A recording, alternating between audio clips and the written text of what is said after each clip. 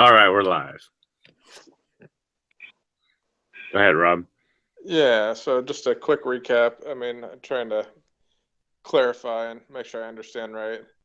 The premise or idea that we're getting at or putting on the table is that Satan might not be a real angel and demons might not be real.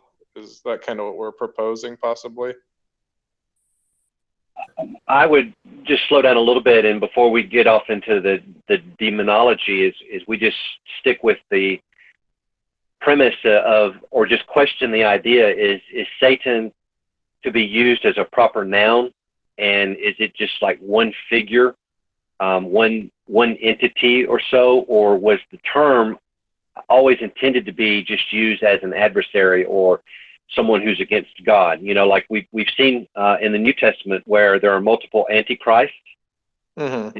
Anyone who denies Christ is an antichrist. And so I'm wondering if we can use that term Satan in that same way, and if that premise has validity. Okay. And so what we were pointing out earlier was that Isaiah 14:12, many of the Bibles and the Masoretic and stuff call it Lucifer. And so, you know, they're like, well, see here, this is the head of the devils. You know, this is the archangel, so to speak, the you know, the one who's in charge of all of the evil and stuff. And that when we looked in the Septuagint, it actually says Hesperus.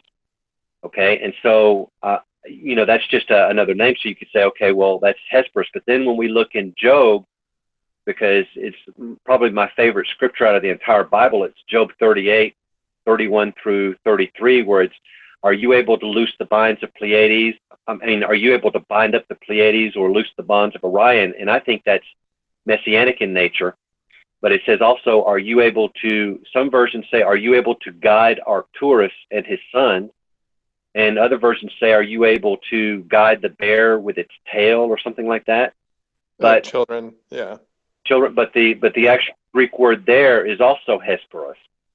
So you've got Hesperus there as well as in Isaiah 14, that the Greek doesn't distinguish between those two items. And so it's not like it's my premise or my leaning towards now is that this is not, it wasn't never necessarily meant to be a proper noun of design of one entity, because here it's saying, are you able to guide him? You know, like basically if you read on after that passage, it says, are you able to tell the clouds to bring forth their rain and stuff like that? So the Lord is saying to Job in his rebuke, I'm doing all these things. You cannot do these things. He's saying, I'm the one that guides Hesperus. So I'm just thinking of, you know, everything that takes place with us in any type of adversity, that is just like Balaam in Numbers 22:22.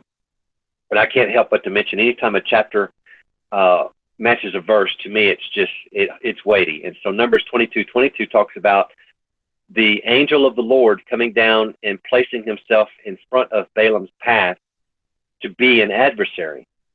And that's the first word, that the first time we get that word mentioned of Hasatan that the Hebrew scriptures would use. The Greek is a little different, but that's the first mention of Hasatan. And so anyone that wrote after that would have been familiar with that passage and the use of that word, just basically meaning as an adversary. So I'm just wondering what your guys' view on this would be. Right, but in the text it says adversary. It doesn't say Satan.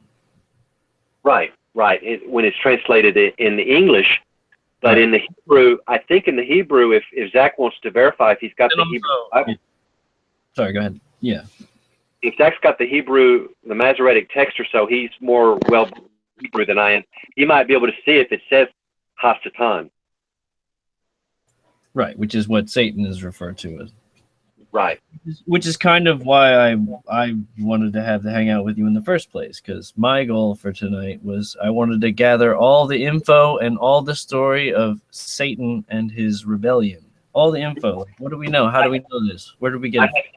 I had no idea that's what you wanted, but I was wanting to do that myself. There you go. So in Numbers 22:22, the adversary is an angel, and in Hebrew it's called Hasatan, but yet he's doing the work of God, correct? Yes. Do you actually see it says Hasatan there?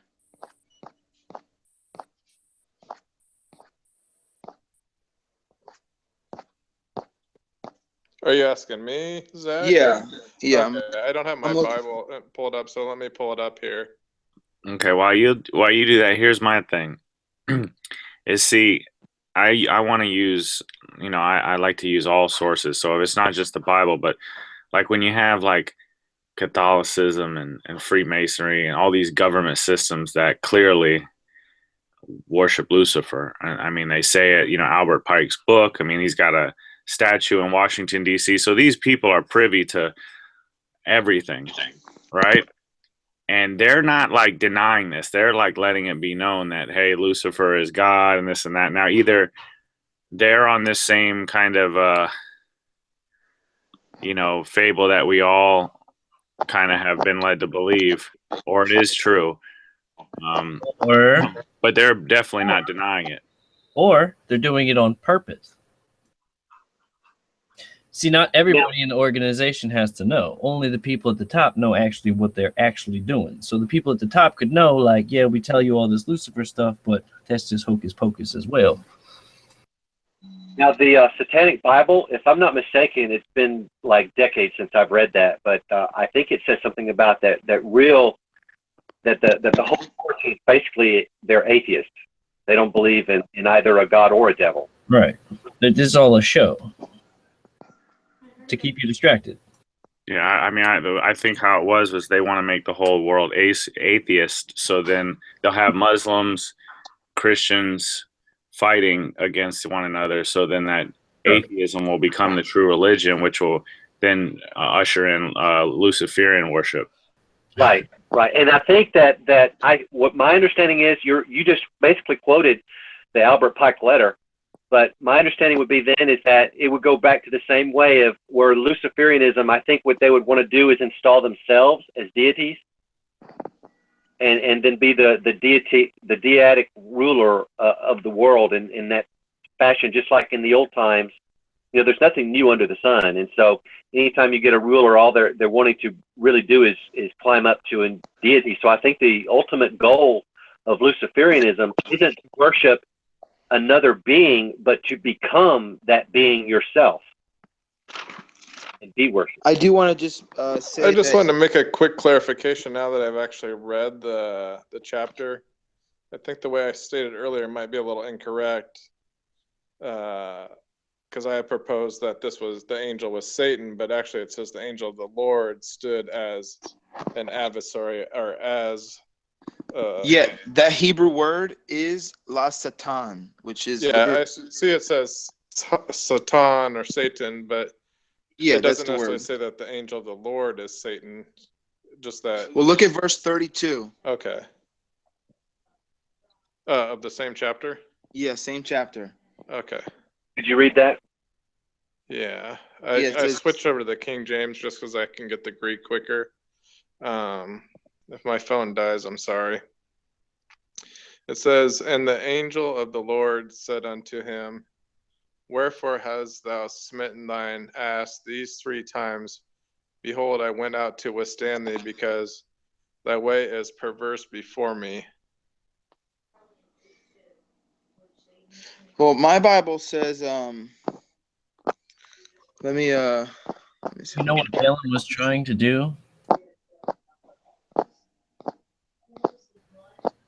As far as I know, Wasn't he like trying to destroy some of their people or something? he was trying to curse Israel, and it didn't work up to a point. But then he said, if you really want to destroy Israel, all you got to do is get the women to go in there and seduce them. And God was very angry at that.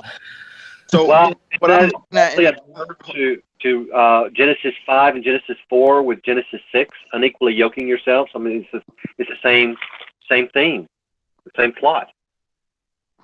Yeah, and I want to say it kind of sounds like the messenger or the angel of the Lord. He says, in my Hebraic Roots Bible, it reads, And the messenger of Yahweh said to him, why have you struck your donkey these 3 times? Behold, I have come out as an enemy because your way is contrary to me. And then I'm looking in the Hebrew, and it'll say, and said the angel unto the angel of the Lord, why have you struck your donkey these 3 times? Behold, I went out to withstand you, because to withstand you before your ways. So, but where the word says to withstand you is la satan, the same word in verse 22. And because there's another withstanding with the Prince of Persia and the angel or whatever, Jesus or whoever's speaking, the Lord is withheld.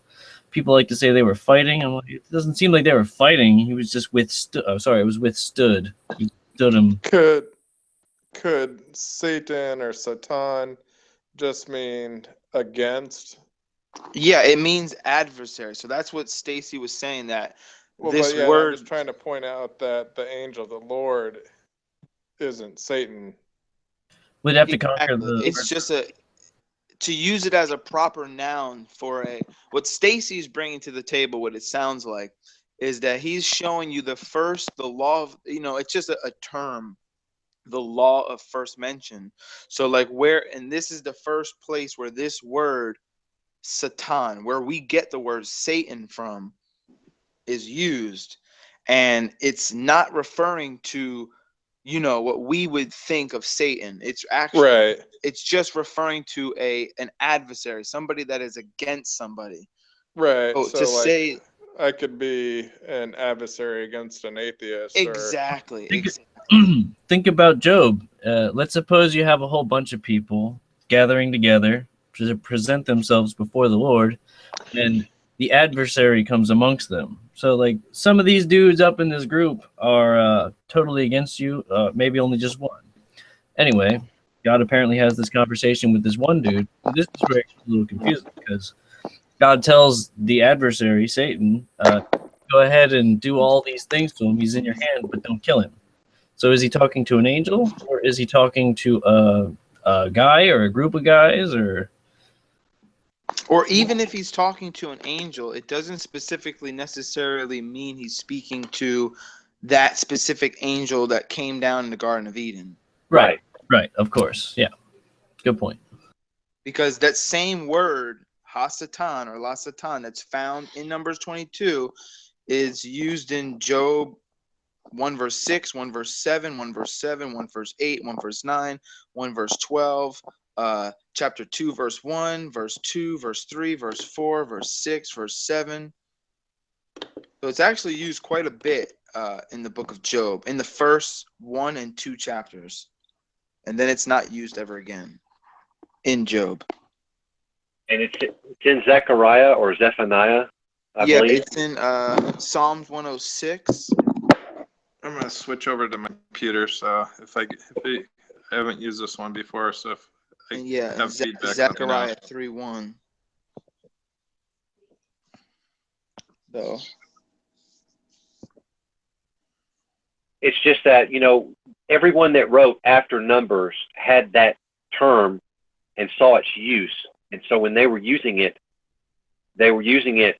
I think, as a generic term, and not to be only for a label for one entity that was this archangel, that was the worship leader in heaven and all this stuff, because I don't see that in the Bible. That's what I'm asking. Where does people get this story of Satan from? I want to know his whole background story, where that came from.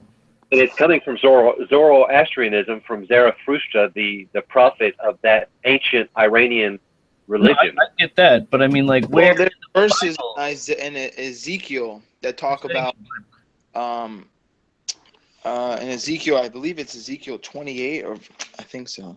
The one in Eden. You're gonna go to Ezekiel. That one's about the king of Tyre. Yeah, but that's where you could get that story from. You see what I'm saying? Well, that's exactly what they do, and they make up this whole thing about Satan in their mind being Lucifer and all that, or whatever they're both different. It's the king of Tyre.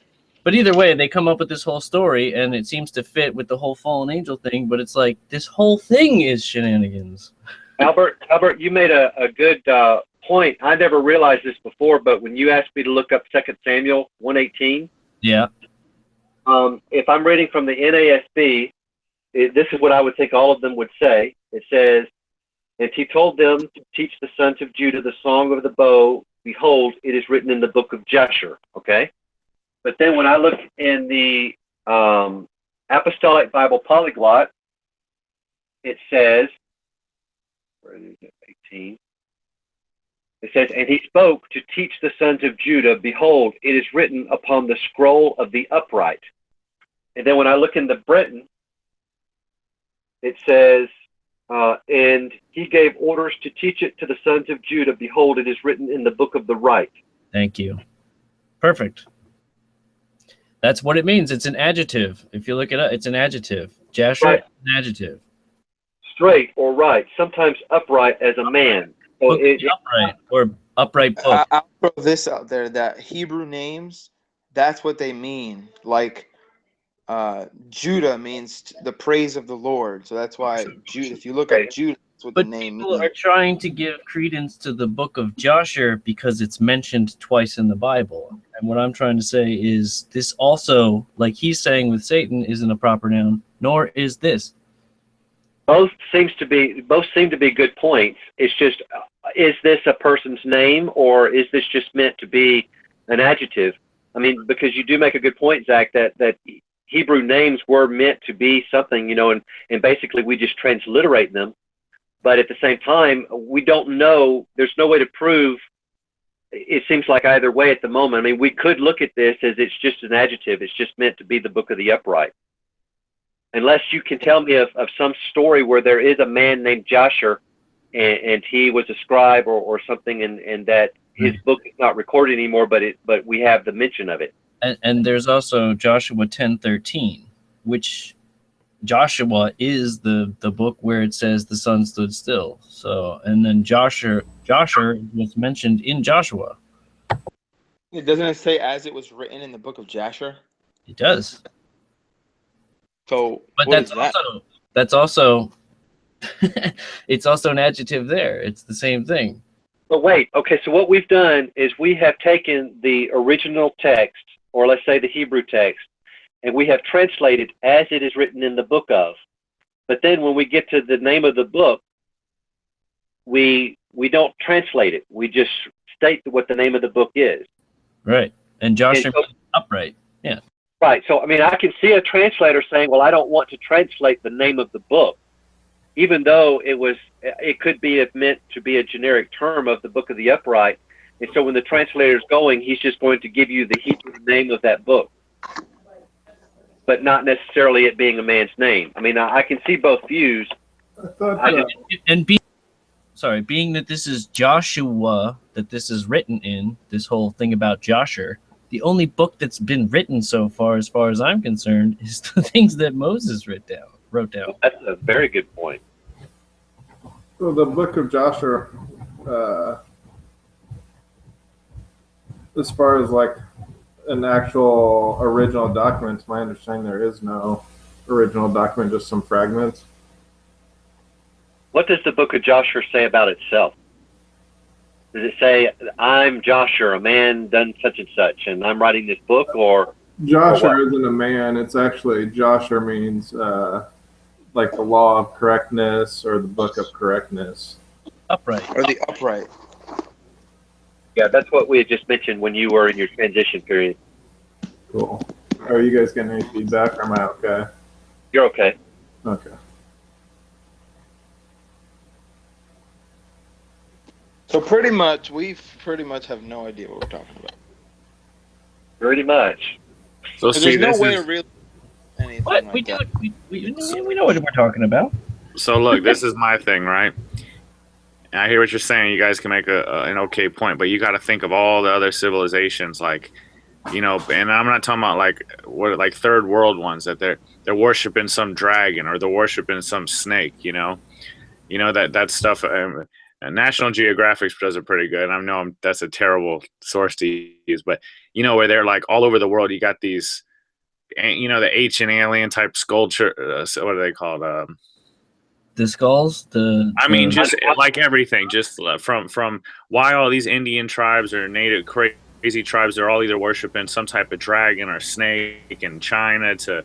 But that's what happened. If you think about it, it makes perfect sense because everybody came from Noah and they all dispersed after the Tower of Babel. So now they're all going their own way, writing their own stories about what happened. They're all coming up with all this fantastic stuff, trying to make themselves look good.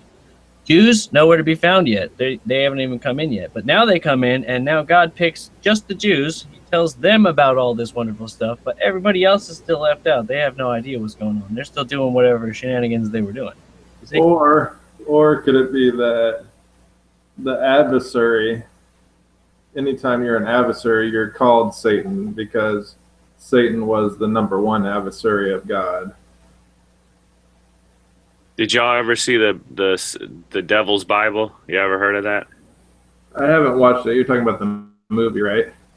No, it was it's an actual Bible that's like it's huge. It's a huge Bible. It's been like no one understands anything. It was basically, they've reviewed it and they can't understand how it was written, and there's stories behind it. I mean, it's crazy. If you go up, you just type in the Devil's Bible. They did a documentary about it, and it's in some church lockdown, but I mean it's insane at the size of it. Somebody wrote it, they say, in 24 hours. They had till morning to write it. A monk, or he was going to be killed. He made a deal with Satan or whatever it was. But when they picked it apart and professionals looked at it, they could not understand how this was written. There was no pause marks in the ink. I mean, it was written like, and this book is like 10 times the size of the Bible. It's in a language no one knows. And, just the construction of it and how it's put together. Like, it's just, there's, it's kind of like the same stuff that you see all around the world where, obviously man didn't create it, like something else created it. When you have, the rocks cut that lasers and our technology can't do today. Well, actually, it's kind of this. It's funny that you mentioned that because I saw something the other day, which completely, I'm about to go try this myself because it's so easy. I'm going to cut a hole perfectly circular, like using a copper pipe into a rock. And I'm just going to slice the hole right out through the middle. And I'm going to use nothing but sound. Yeah, I mean, careful on that. I mean, that's what Tesla did, and he shook a whole city. Right. Well, yeah, right. Exactly. You are right. That's what happens if you get the wrong frequency. I found it on Wiki. It's called the Codex Gigas, or gigantic. It's Gigas. Okay. This is the first time I've heard of it. You're talking about that Devil's Bible? Yeah. Oh. Yeah. If you go to YouTube, they did a documentary on it, and it tells the history of it. It's not really, I've never heard about anything of it, but when you see it, I mean, it's really interesting. It's not been talked about that much, but it'll definitely, it gets you thinking when you have and I'm talking about like when you have these tribes that are misplaced placed all over the world that are worshiping this dragon or a giant crocodile, which is a dragon, or a serpent, a snake, and they're all these different cultures, but they're spread apart so vast, and they all kind of have that same idea. So I mean, I hear what you're saying. The problem is just makes sense. I mean, they all came from Noah, and they all knew the same thing at one point. That's a possibility. I mean, we don't know because see. Well, wait. It's actually probably a little bit more than a possibility for me because the Chinese language they're called pictograms. Right. In Hebrew, it's called ideograms. In other words, a letter represents an idea, not actually a whole word or concept. So when you have Yod He Vav He, you have a hand, and you have a stick figure holding their hands out like behold or take note, and then you have a tent peg or a nail for Vav, and then you have behold again. And so you have like a pierced hand when you look at Yod He Vav He in totality, and that's 4 ideas combined. But for Egyptian hieroglyphics and for Chinese, what's it called? But it's a picture, and it represents an entire word. And so the picture for flood is 8 people in a boat, and the picture for paradise is a man and a woman inside a garden. So, you know, I think that's a little bit more than just coincidence. I think as far as, you know, talking about, you know, we all did something in the flood. Yeah, and on top of that, there's the Ron Wyatt stuff where he claims that he went there, found Noah's Ark, and right next to a place called the Valley of Eight. How convenient. So why do they worship a giant dragon then in their culture if they've got the language and all this stuff figured out? Well, because Tower of Babel. It confused everybody and they all dispersed. Yeah, but all it confused was just the language. It didn't confuse what they were already showed before God came around. You keep traveling until you get to your place. The lands are cut off. Like Australia no longer has a land bridge to it. You know. In other words, what I think Chris is asking is there is a serpent scene where people are worshiping the serpent type character or serpent, you know, type being or so, and that in the garden, if we all did come from Noah and we all were dispersed, they would have had that story. So why did they pick the serpent necessarily to worship, or serpent-like worship? Yeah, I mean, they didn't make up some crazy story. They all got the same story. That's what I'm saying. They're all worshiping a dragon or a snake. I mean, they were building the tower for what reason? I mean, the only reason I can think of is that they were trying, Nimrod or whoever, supposedly, I don't even know where that comes from, but they were trying to build a tower ridiculously high so that they could get into heaven. Well, I mean, also, if you're going to build a huge tower, that also averts, like, if God's going to flood the earth ever again. You know, maybe it's just like the people in the wilderness. They didn't believe. Even though they saw all these things, they didn't believe. They're like, oh, yeah, like, sure, he flooded it. Well, he'll never flood it again because I have a tower. Even though we already made the promise, he's not going to flood it again. And Noah could have told him that. I think, to me, this is looking at. Can you guys still hear me? Yeah. Yeah. No, to me, I think it's somewhat interesting that Stacy and Albert, you know, you kind of went down the road that angels didn't have sex, and now you're going down the road that maybe Satan isn't even Satan anymore. Well, no, I've had this before, but I'm not necessarily saying that he's not an angel or anything like that, because I told you the other day that he totally was.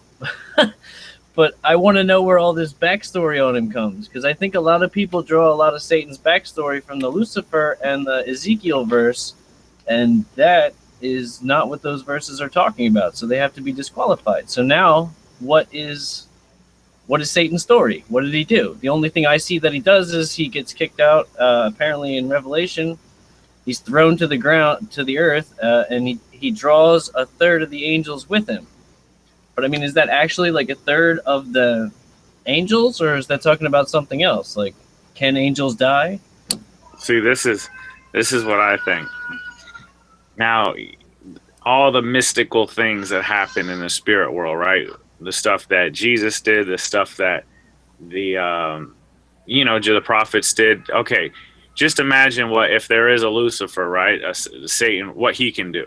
So if he's using whatever principality, or whatever, if he's using whatever government official or king or whatever, I don't think manipulating or becoming that person or whatever else is very difficult to do. So we're trying to make it in our what's the word I'm looking for? Like in our I'm lacking vocabulary right now. In our own sight? Well, just like we're keeping in like a human physical realm when like these things are like spiritual, mystic things that are being done here, and we're saying, oh, well, that was talking about, it was talking about just the king of this. Well, how do you know that wasn't Lucifer himself that was taking control of this man? There was human there was demons possessed by that were thrown into pigs. I mean, it's a spiritual, mystical book. Like, so we're going to try to now all of a sudden make everything physical when it's like, you got to think above it. And that's why I use that phrase all the time. You're trying to understand heavenly thing or earthly things, or how are you gonna understand heavenly things when you can't even understand earthly things? It's like we're trying to figure this out. I mean, you got so many groups of people all throughout the world, and these people aren't like some poor rednecks or some poor bushmen. You know, these are people that like control the Vatican government, and they're not like, they're doing everything anti-Jesus and pro-Lucifer, destroy sex, homosexuality, you know, bestiality, all this thing. So they're supporting a kind of wicked doctrine that is definitely makes sense with the whole. I mean, you got kids now that are selling their soul left and right. They're making TV shows about doing this. I mean, you know, I don't know that it's just, I'm not really seeing what you guys are seeing. I don't really have an agenda or something. It's just that it was a coincidence that me and Albert were both thinking about the same thing. He's thought about it earlier where I haven't, but I'm constantly seem to be, you know, presented with this serpent seed doctrine and stuff like that. And so when we were actually going in detail over Genesis 6, where it was the sons of God and the daughters of men, I really could have been persuaded either way. So when I did my own and I looked through all the scripture where it was talking about children of God, sons of God, family of God and stuff, and I could see that it was only referring to men. And now, you know, I'm more convinced than ever. And then I'm thinking, okay, well, I had received this doctrinal view of the other way, that they were fallen angels at one time. And where did I get that from? And so I'm thinking now, you know, what else do I have that's baggage from some indoctrination, from some religion that I've had or been exposed to, or within the nation that I'm in, you know, and so I'm just trying to question everything as much as I can. Welcome, Keith. Hey, Keith. Hey, sorry, man. I clicked back to the page and saw you wanted to join. I just saw that, so I sent the link. Hey, man, thank you. Yeah, bro. I'll send it to you more often, man. I'll send it to you every time we get on. Cool. But Commandment, did you familiar with the story of King Ahab and Jezebel and Elijah? Uh-huh. Okay, so you remember the scene where God was trying to get rid of Ahab and he needed some convincing? Okay. Is it a sin for an angel to lie? See, I wouldn't say it's a sin. I believe, because there's like two spots in the Bible when I was reading it where, depending on the circumstances, it's not really it wouldn't be a lie, I guess. And I have one of them written down in my Bible, and I'll have to find it. So what sins can the angels commit? If they I don't know. Like I said, like that's why kind of when I read that in the first 5 books, when I was like into the whole Hebrew roots thing, I read a spot where I'm like, oh wait, there was something that God had them do, like a particular person do, which was a lie. I'm like, that was a lie, but it wasn't bad, and it wasn't looked upon as bad, and it was like almost commanded because it served a purpose in the end. You know what I mean? That's what I'm saying. God has full control over both evil angels and elect angels. So if he wants to send evil angels among you to do whatever. Oh, absolutely. I believe that, you know, when. But he told the evil angel to do such a thing. So technically. I didn't hear the last part. I got a baby crying in the background. Oh, sorry. I'm just saying. So, like, I just don't see the point of God sending Nephilim giants to pollute the bloodline against his own son. Like, that just. Well, I look at it like this. This is how I would see it. You know, God uses evil. Well, not evil. Well, yeah, evil basically. Like the Roman Empire to destroy the temple. The temple was wicked, and you know. So what did he do? That's more how he does. Yeah. Right. He's throughout the Bible, right? So, but the thing is I believe that that's his will. But if somebody else's will comes in and tries to make his own kingdom and rules, he's gonna, you know what I'm saying? That's two different things, you know. That's where the King of Babylon taunt comes in. Oh, you Lucifer, you had all this nice and fancy stuff. You were up there, but you just messed it up. Okay.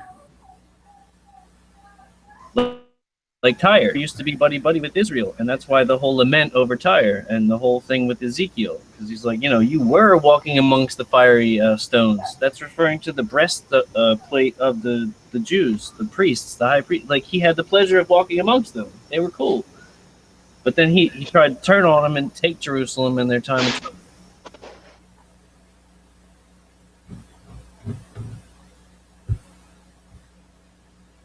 Well, when you guys get a chance, check out the Devil's Bible on YouTube. It's like 47 minutes. you know, all I'm saying is, you know, just like you got a doctrine for every type of thing, you can make it with the Bible, you know, pretty much. And all I'm saying is use other sources because there's a lot of other sources. Why do you have all the you know, the music industry, all these people doing these every single possible They Luciferian thing? want you to think it's the end times, but it's Huh? I don't, I'm not nothing to do about end times. I'm not talking about that. I'm just talking about how, I mean, you got, people being evil, man. It's just normal. oh no, I hear you. I'm, They're what the I'm, people outside the kingdom. They're the idolaters and the sorcerers, and well, see, then, but then it reminds me, like, I know, Keep an open mind, you know. well, this is what I'm saying is like, you know, certain people will say, "Oh, well, we don't battle against, you know, we battle against the flesh. It's all about the flesh. You know, don't blame it on anything else. It's the flesh." But in Ephesians, it says that we battle not against the flesh and blood, but against principalities, you know, rulers of dark forces, you know, things that we can't see. say dark forces. Whatever it is, dark, you Well, know, okay, You gotta well, get it it's right. fun. dark forces.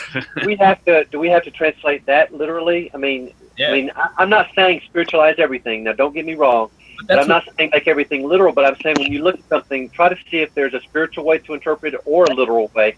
And so we always look at that with a literal interpretation, that there's this invisible principality, you know, where it even says in Colossians that I create everything that's invisible or visible. But so I'm thinking of these powers and principalities as being ideas, being forces, you know, as far as, you know, trends of evil and things like that, that Oh, there goes the Prince of Palace. Prove my point. well, they didn't take me out. Haha. Hey. Right when you think there's no principalities and evil dark forces, it happens. The devil did it. But how come I didn't get taken out? Well, you might be that guy. I'm cheating. You might be Satan. Son of a Hey, bitch. but Chris, I have this verse for you. In James chapter 1, it says, "Let no one being tempted say, I am tempted from God, for God is not tempted by evil, and he tempts no one. But each one is tempted by his own lust. He covets, and he is subdued by them. Then having coveted lust brings forth sin, and sin, being fully formed, brings forth death. Do not go astray, my beloved brothers." Okay. So, like, I understand, like, that verse, because then, like, it goes both ways. There's verses that'll prove that, but then you read, like, Romans chapter 7, and it's this long talk about how Paul wants to do good, but he's constantly doing evil because it's his flesh. He's battling. And then Paul also talks about the spirit versus the flesh in Romans chapter 5. So I see it's definitely a battle within. This is why Christ says, you know, you have to die daily. Okay.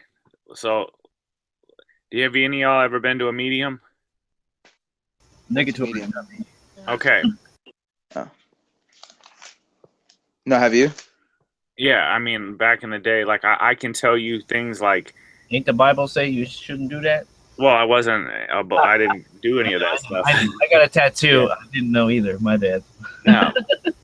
But the thing is like, and my wife went to one before we met, like this stuff that these people know, and you know, like the TV shows when they know all this stuff and it looks like, oh my gosh, how did they, that is real, man. Like it's real. Like I'm telling you, like, you know, I know y'all into preterism and they think that there's nothing that happens like that. You know, y'all want to believe it, that's fine. You can believe whatever a preterist tells you. But what I'm saying is that stuff is real, man. They'll tell you some stuff about, you know, my dead father, they wouldn't know. You know, I didn't give them like a, you know, hey, here's my social security number, run my name and find out all my information before I come and, you know, read my palms. Like it's crazy stuff, man. So that's why it says in the Bible, I mean, who's giving them this information? Are they just like the smartest people working in these rinky dink little places with all the, you know, star rim fan pentagrams on their wall, or is this stuff real? I agree with you. There are evil spirits, and they can get.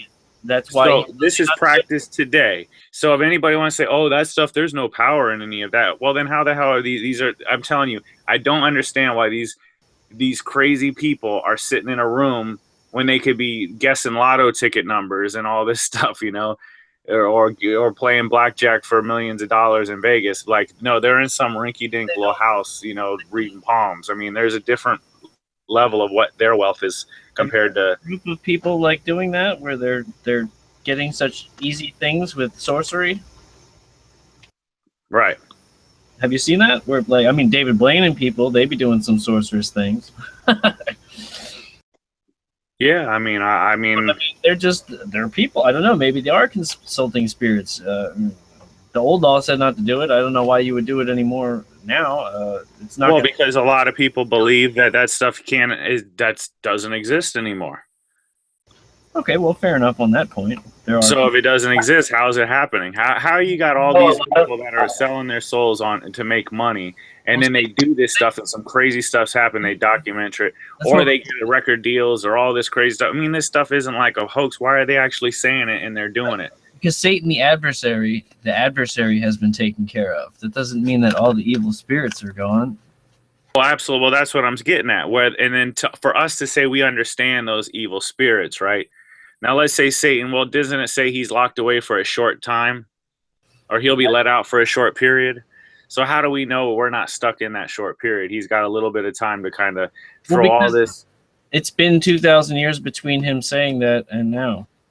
Now, where did this idea, this entity that we're talking about, when did this come? Because in ancient Judaism, it did not exist. This concept of what you guys are talking about of this deity. I mean, this entity. So I want to know where this come from. I believe it came from the beginning, and it's. Well, if the early Jews didn't believe it, then how did we get coerced into believing this? Okay, that's why I brought up. You brought up the Chinese and their pictograph.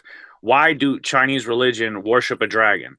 Okay, that's what I'm saying. If you're going to say the ancient Jews didn't, well, the ancient Jews believed in burning their babies to Moloch, a giant owl, that they still do out in California, and a giant bull.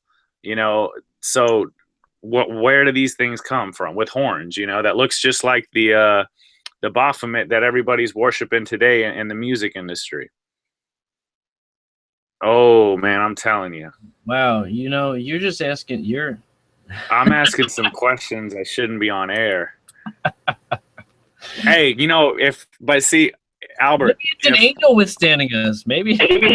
Well, see, Albert, if they would love for me to. This is why I think us getting dropped like this, it goes against your belief, because if they wanted us to talk about this so much. No, because I'm not getting dropped. Rambling on, but they're trying to stop it. That's the funny part. Everybody gets dropped but me and you. Why do I keep getting dropped? But anyway, carry on. Commandment, as you were saying. I don't even know. Well, okay. As far as how can these people know certain things and stuff? All right, let me ask you this: have you ever seen the movie like Rain Man?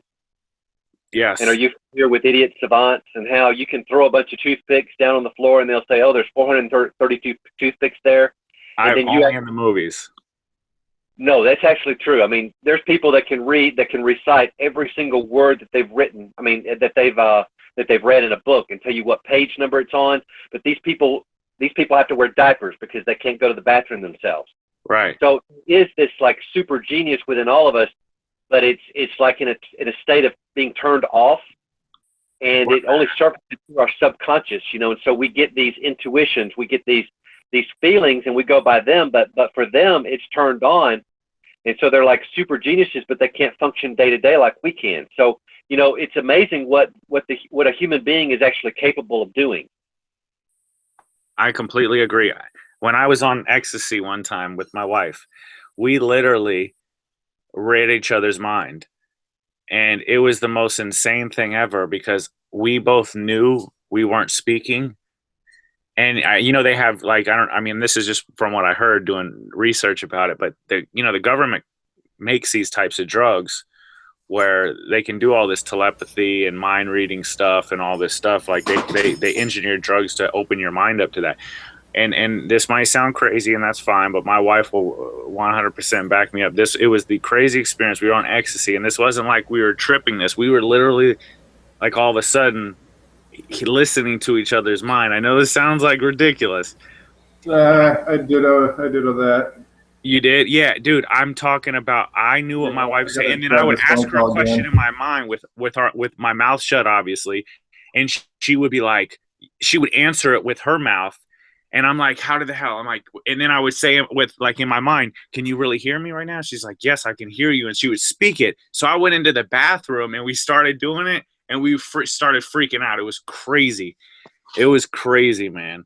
So anyway, that's just a little experience. So yes, I believe the mind is very capable. I believe that's why a lot of New Agers do the psychedelics and the New Age stuff is because you know, all the psychedelic, the what, ayahuasca and peyote and acid and, you know, whatever else, MDMA. But yeah, man, it's a crazy world. And you know, when we used to do a lot of the psychedelic stuff. So man, I'll tell you, it's definitely a spiritual world out there, but there's some evil out there for sure. But I mean, you have to admit that, you know, if you're on these things, you're mashed. Like one time I took some shrooms just to see what they were like, and I was out with one of my female friends, and we were just chilling in the woods, and we were talking about Sasquatches. And because we were talking about Sasquatches, we thought that everything in the woods was a Sasquatch. So we ran away from there because we thought there was a Sasquatch, but it was probably just a deer or a squirrel or a bird. So, you know, William Bell says you can psych yourself up real easily. And, you know, and I've seen that in people. Oh, yeah. Yeah, well, I mean, my wife used to get tripped out. We'd be outside and we'd be, you know, on MDMA or something, and she'd be like, "Oh my God, that's an alien. This is the." You can't To trust me, that. I wouldn't buy it. Like, you know, to me, nothing. I knew it was like, okay, I'm not worried about it. If it's real, hey, you know, hi and this and that. Leave me alone. You ain't gonna bother me. But like the whole telepath or you know, mind reading, that was 100% real. I was not like zooted out of my mind where it was like, I'm telling you, like I can visually remember it right now, like the whole process. I mean, it like just I'm telling you, imagine if that happened to you in your life, that you could literally read minds. Well, sure. No, I've had the same kind of experience. It didn't happen very long. It was like 3 times in a row, but it was me projecting my whatever card was in front of me. I was trying to project it to my girlfriend, and she was supposed to guess what it was. And she just so happened to guess 3 in a row. Yeah, but that's just like, that's what I'm saying. So when we think this is where I'm getting, when we think that it's, you know, maybe the mind opening up, well, how do we know? Just like in the medium, it's not the medium's mind woken up. They made a you know, a pact with the demon, like they say they do. That's what witchcraft teaches. That's what you do. I mean, Okay, okay.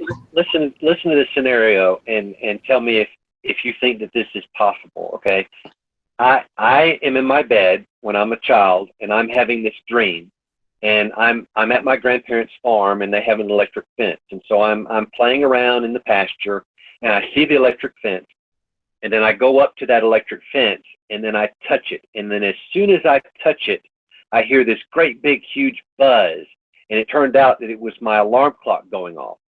And so what I'm proposing to you is that could have been a coincidence, or it could have been that I had ESP and I was dreaming because I somehow knew that alarm clock was going to coincide with my dream.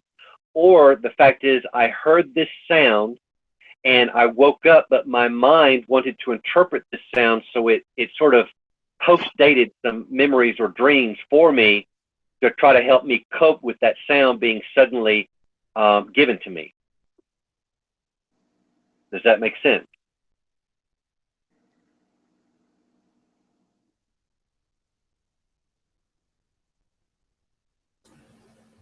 Hello? Can you hear me? yeah, I can hear you. I had to mute it. My son was screaming in the background. He just left. All that. But what's it called? So did you hear about my dream? I got kicked off, so. Okay, let me say it again. I think that your mind can, by helping you compensate when it sees something, it can like put memories in your mind or dreams in your mind at that moment, and you think that you were experiencing those things, but all you did was just get the memory of it, and you actually didn't go through that memory process You just received that memory as an explanation for your brain trying to cope. And what happened was, when I was a child, I was at my grandparents' farm, and I dreamed, or I thought that I dreamed, that I was outside in the yard and I saw the electric fence. And so I looked at the electric fence, and then I come up and then I touched it. And as soon as I touched it, I heard this really loud, large buzz. And it turned out I woke up and it was my alarm clock going off. And so what I'm proposing is that it's possible that that was a coincidence. It's also possible that I had ESP, and that I was dreaming that, knowing that at that moment that I touched that electric fence, that the alarm clock would go off. But there's another explanation. That is that the alarm clock went off. I wasn't dreaming. I was just asleep. The alarm clock went off. I woke up, and my mind tried to, because I was in a state of confusion at the very beginning of my waking, because I was woken up suddenly, that my mind took that sound and just sort of put a memory, and it was a false memory, but put a memory or a dream in my mind. And so when I thought that, I thought I had that dream, but I didn't. And it was just basically my mind trying to compensate for my environment. Or there's another part. You took a whole bunch of LSD and you was having fun. I was way too little. Yeah, y'all heard of sleep paralysis? I don't listen to hip hop. I've heard of sleep paralysis. I've also heard of false memories. So when all these people, like, across the, it's reported, like, in just insane numerous numbers, people having the sleep paralysis, demons messing with them, but it stops when they, like, say, Jesus Christ. Or... Well, okay, it stops when they say that because they believe that. But how many instances have you heard where they have said that and it didn't stop? I used to get that because they, I used to get that, and I would have a dream, and I would have gnashing and gnawing at my feet, and I couldn't wake up, and the only thing that would wake me up is calling on Jesus' name. Right, but what it is that you believed that would work for you, and so what I'm saying is all of that could have been your mind.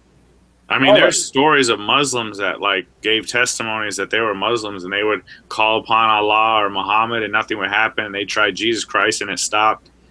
So I don't know if it's like, I mean, it's kind of like you want to discredit Jesus, the power of his name a lot, I mean, that's just what it sounds like. I mean, when we can't say that, if you haven't had the experience, I mean, I've had sleep paralysis as a kid, and, I get it once in a blue moon. I haven't had it in a long, probably a couple years, and I never called out to Jesus Christ when I had it. But I did have it, and I just went through it. It wasn't like some people where they're seeing demons. I just felt like an evil presence in the room. I was paralyzed, but I knew I was asleep, but knew I was awake. I couldn't breathe, and I was like, it was crazy. But I just, like, found a way to get out of it, And I just want to read a quick scripture if I can. That's Song of Solomon 1:4. Draw me, we will run after thee, thy king. Hath brought me into his chambers. We'll be glad and rejoice in thee. We will remember thy love more than wine, than upright love thee.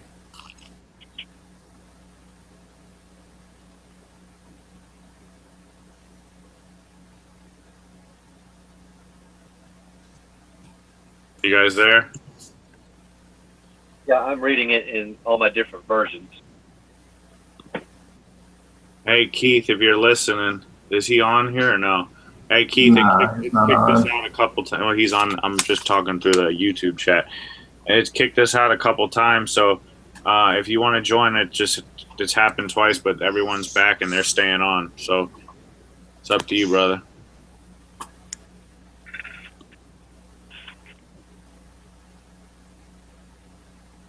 Well, there's definitely power in Jesus' name.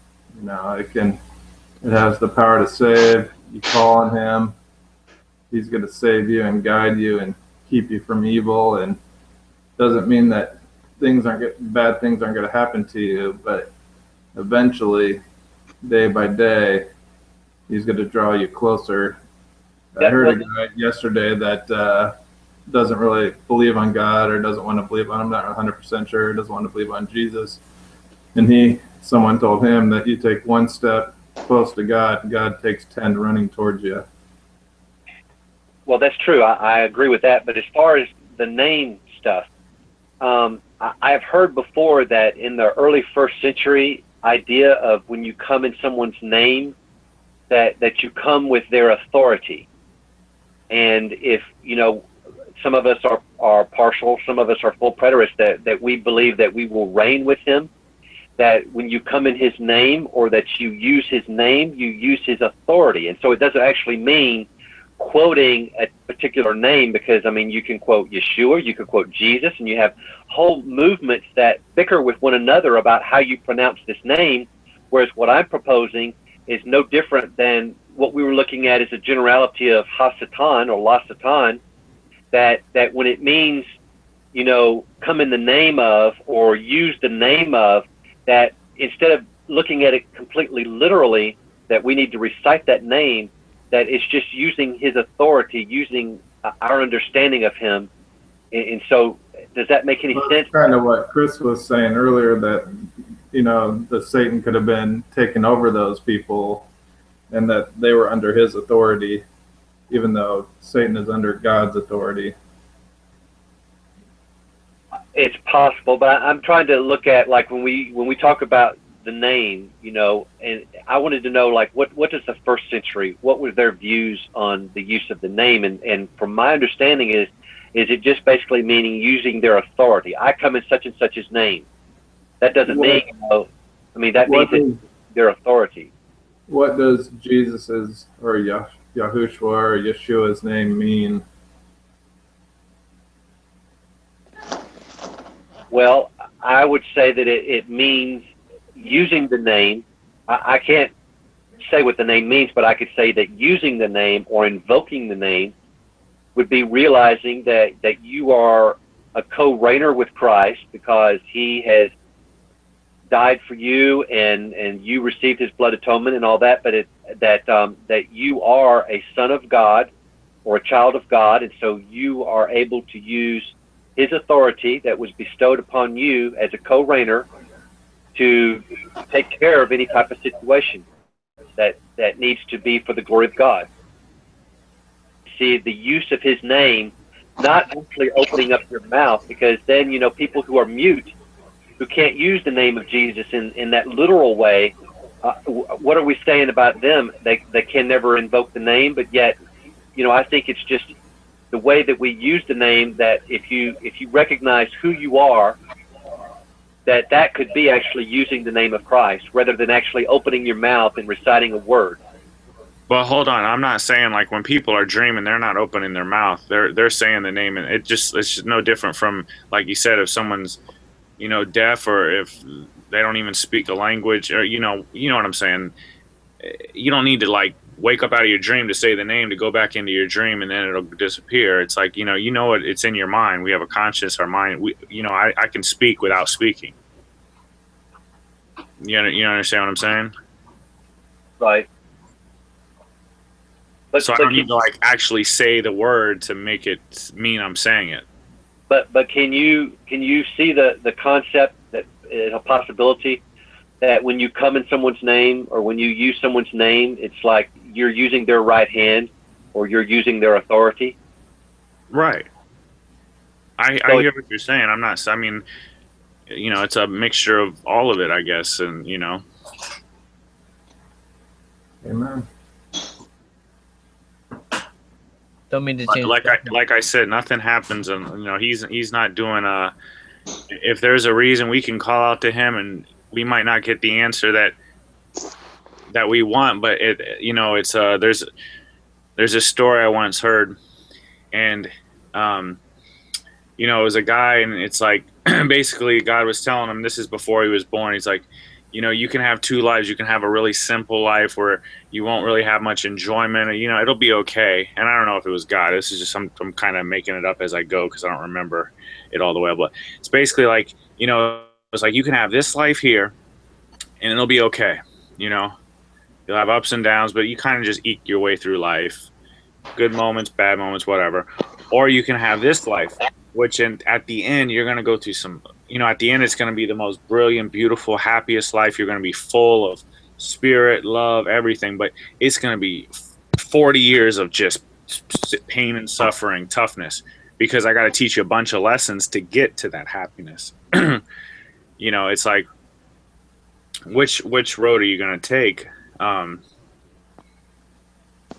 Anyway, there was somewhere I was going with that, and I had one of those from all that ecstasy and MDMA. This happens to me from time to time. I have a point, but I don't make it to the punchline because that feels like you're describing my life. Actually, I feel like I've lived 43 years of my life, and I feel like now I'm turning to live for the spirit, and it's a fuller life.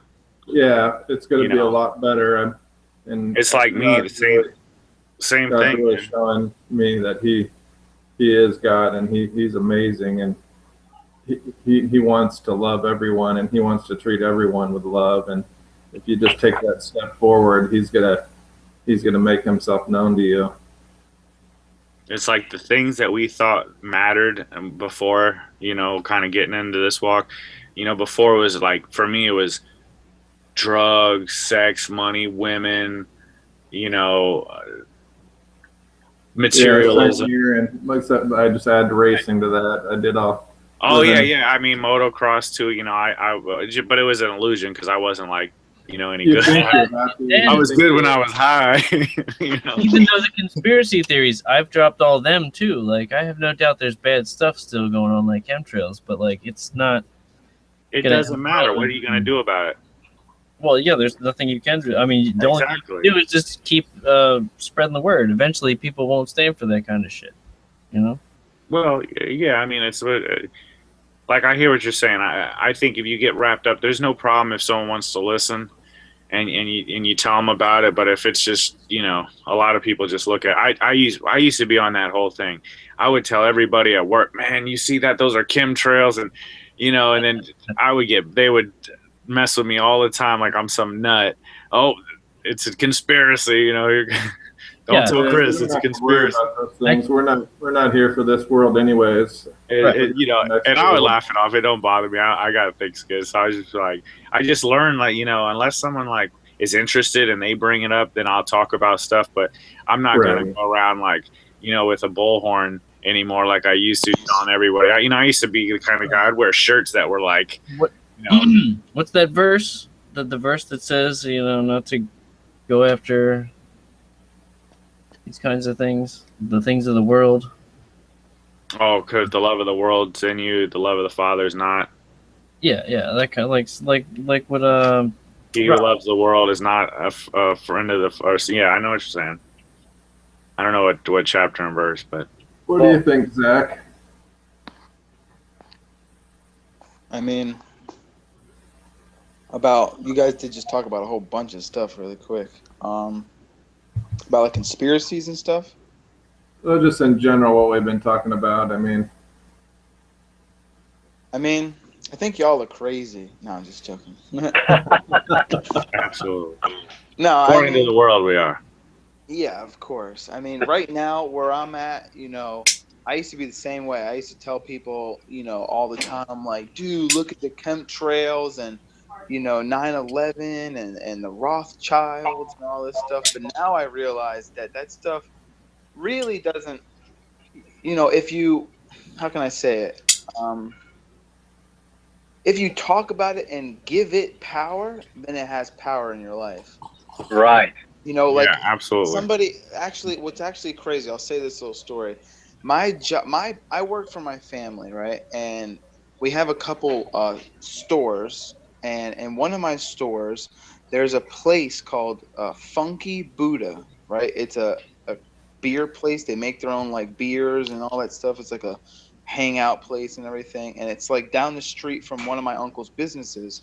And they needed my uncle to hold a giant statue of Buddha. Like, I'm talking, it's like probably like, honestly, like 8 foot tall. And like, it's on a full pallet, pallet 48 by 48. So it's that whole wideness of a full-size normal pallet. and then you have to drive a forklift to pick it up. And I was at the store when it was delivered, and I had to open up the gate to let them in and everything. And I was like, and this was like a month ago, and I was I like, remember you telling that. yeah, and I was like, I felt like I was so upset. I didn't even like look at the people that were delivering it. My cousin was talking to me. She's like, "Oh, you should rub its belly for good luck." And I barely even said anything to her. I was just upset.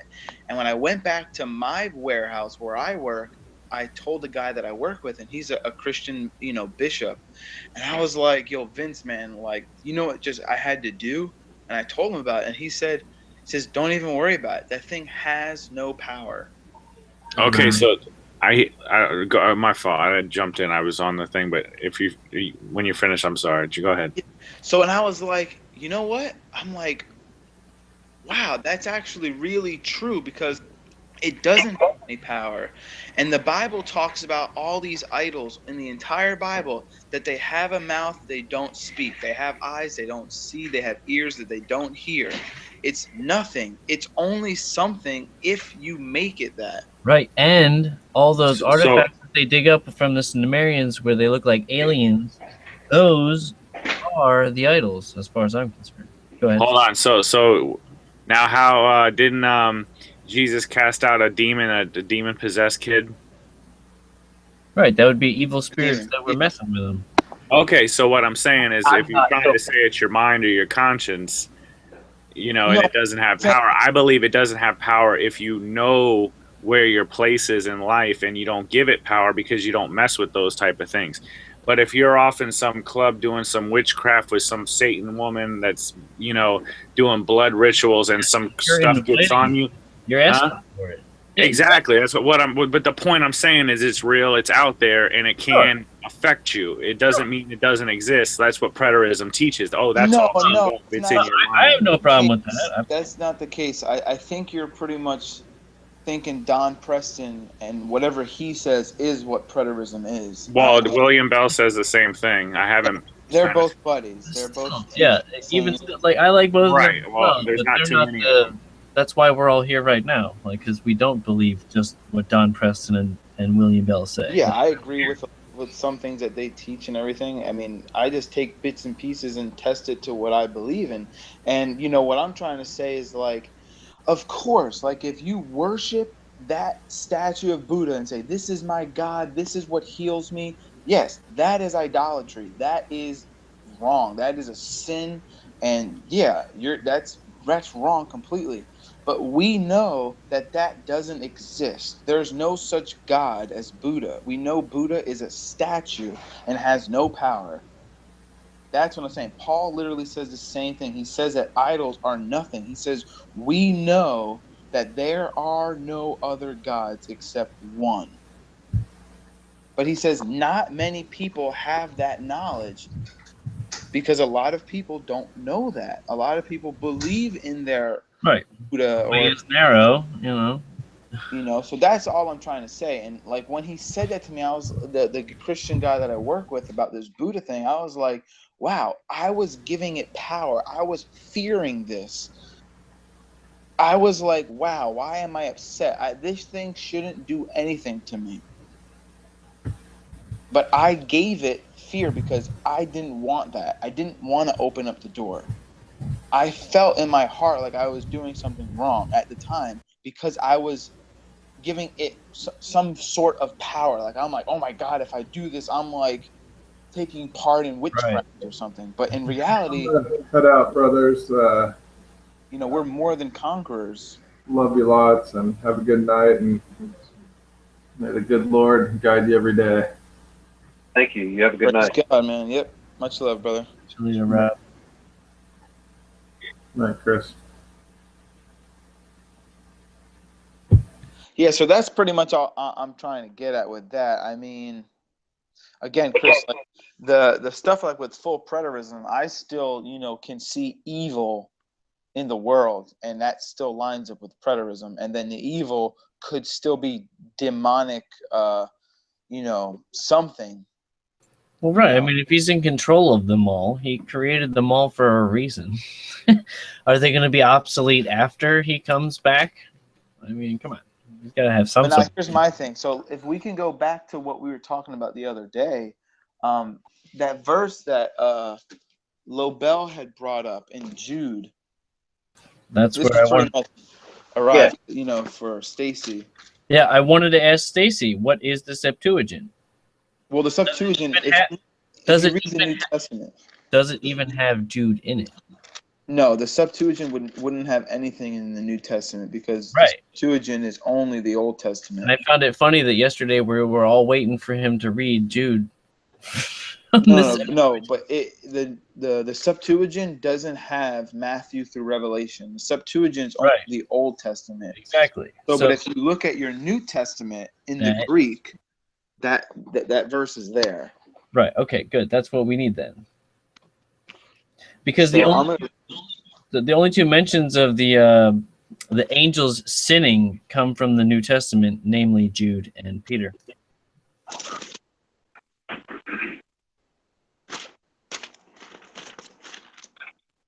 So I'm going to read it, and this is the Apostolic Bible, the Greek, interlinear. It says, Wait, right. Give me one moment because I want to follow you in my United Bible Society's Greek book. So give me 1 second. All right, what verse are you reading?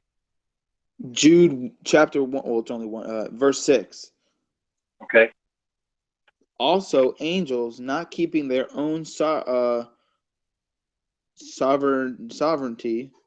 but leaving their own dwelling place, he keeps in everlasting bonds under the infernal region for a day of great judgment. What does yours say? Okay, mine says, and angels, or it's angelus, not having kept their own domain, but having left their own habitation, he has kept in eternal bonds under darkness for the judgment of the great day. So where in there does it say anything about angels having sex? What was their sin? No, right. It doesn't have that. It's if they left their own domain. So if they left their own domain, if that's all they did, they left their own domain and then they were immediately bound. What's the problem? If we step outside of Christianity, we've left our own domain, right? Sure. So now what is this this thing in Peter? What is it, 1 Peter or 2 Peter? 2 Peter 2:4, I think, or something like that.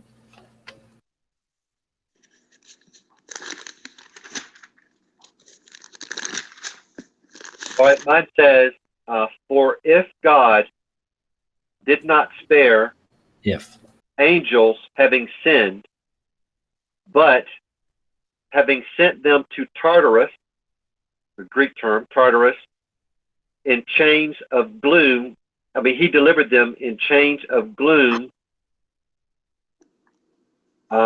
for where they are being kept in judgment. Right. So can angels die? I mean, they're going to be judged. They're going to be thrown in the lake of fire, apparently, right? So, that means they're going to die. I mean, okay, but my question is, where in the Bible does it say angels came down or left their habitation? Well, see, that's what we're trying to get at in Squash. It's because leaving your domain doesn't necessarily mean leaving your house. What some people are trying to say is that Jude here is talking about actual angels. Well, we do know that, let's just say we go back and the devil or Satan or Lucifer, whatever you want to call him, he left, but it says that he took 1/3 of his angels with him. Well, it doesn't say that. It says he drew 1/3 of the angels with him. But let's go there. Wait, stop. Let's go there, please. I don't want to just talk about it. I want to go there. Where is it? Revelation. It's got to be Revelation. Satan drew 1/3 of the angels, knowing in a short time, cast down to heaven, whatever. Somewhere around 12. I'm not actually looking for it, so I can't help you. Yeah, Revelation 12, I believe.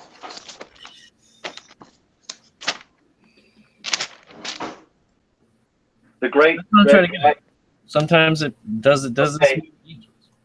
verse 3, it says, and was seen another sign in heaven. Okay, this is a sign, all right? This is what the Bible is saying it is a sign in heaven. So let's keep that in mind. And behold, a great red dragon having 7 heads and 10 horns, and on the heads of its 7 diadems. And the tail of him drags down the third part of the stars of heaven, and threw them to the earth, and the dragon was standing before the woman. So that's the extent of it. So it's not like they followed him or he wooed them. It's almost like he threw the stars. And if we're looking at like the full preterism idea of the stars, the sun, and the moon being, you know, rulers or principalities, but it's almost like he's against these stars. He threw them down, is what this verse looks like to me. But it's a sign also. That doesn't necessarily mean this is exactly what is to be. I mean, I don't know. What does your book say? The Apostolic Bible. And hold on. I kind of just shut my Apostolic Bible on.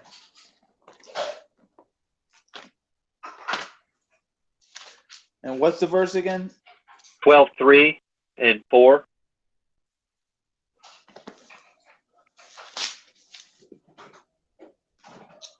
And appeared another sign in the heavens, and behold, a fiery great dragon having 7 heads and 10 horns, and upon the heads were 7 diamonds or whatever. Jewels, yeah. So, yeah, I see what you're saying. So, where in the world is Peter and Jude? Well, yeah, but read 4. Read 4 also. And his tail dragged the third of the stars of the heaven and to the earth, and the dragon stands before the woman about to give birth, and whenever she should give birth, he should devour her child. Well, my point is that as far as these stars, it's not that these stars followed him. These stars were thrown down by his tail. And so Right. it's not necessarily that they agreed with him or anything like that, this sign was an adversary to whatever the stars are to represent, is what I'm saying, if I read the text carefully. And that's what I concur in what I was going for. Okay, so my thing is, what is Jude and Peter talking about? Especially Jude. How would you interpret that? Well, if we back up, maybe we can read a little bit before that to what it's in context for.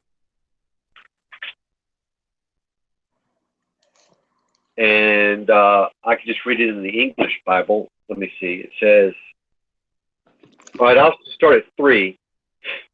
Beloved, while I was making every effort to write to you about our common salvation, I felt it necessary to write to you appealing that you contend earnestly for the faith which was once for all handed down to the saints. For certain persons having crept in unnoticed, so this is talking about people having come in as wolves in sheep's clothing, those who were long beforehand marked out for this condemnation, ungodly persons who turn the grace of God into licentiousness and deny our only Master and Lord Jesus Christ. Now I desire to remind you, though you know all things once for all, that the Lord, after saving a people out of the land of Egypt, subsequently destroyed those who did not believe. All right, so what he's saying at this point, he's giving an example of people who were called, and then out of that, he only chooses a remnant, and he destroys the rest.